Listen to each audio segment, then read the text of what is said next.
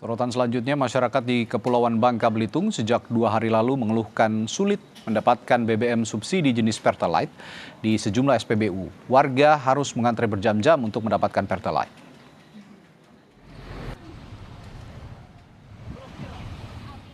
Di salah satu SPBU di Pangkal Pinang, antrean kendaraan roda 2 maupun roda 4 mengular hingga ke badan jalan. Kondisi ini menyebabkan arus lalu lintas di sekitar lokasi menjadi tersendat. Warga mengaku harus menunggu selama berjam-jam demi mendapatkan Pertalite agar dapat menjalankan aktivitas sehari-hari. Meski terjadi antrean panjang, PT Patra Niaga Regional Sumatera Bagian Selatan memastikan stok BBM dalam kondisi aman.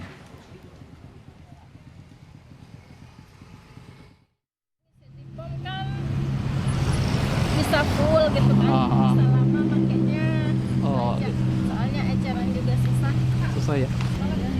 harapannya sih bisa normal seperti biasa, nggak antrian sepanjang ini gitu.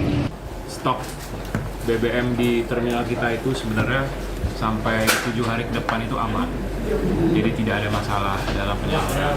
Cuman kami menghimbau masyarakat supaya tidak perlu pembelian berlebihan gitu ya, karena yang kita monitor di lapangan itu memang banyak kendaraan-kendaraan yang berulang. Antrean kendaraan yang ingin membeli BBM jenis Pertalite di sejumlah SPBU di Kota Banjarmasin juga mengular panjang setiap harinya dalam 1 bulan terakhir.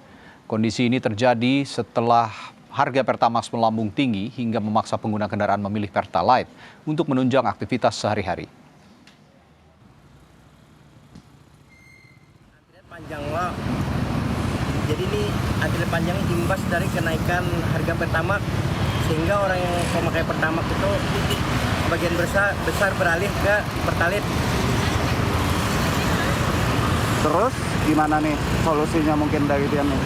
Kalau aku tuh bang, minta turunkan harga Pertamax supaya yang tadinya ke Pertalite itu kembali ke Pertamax.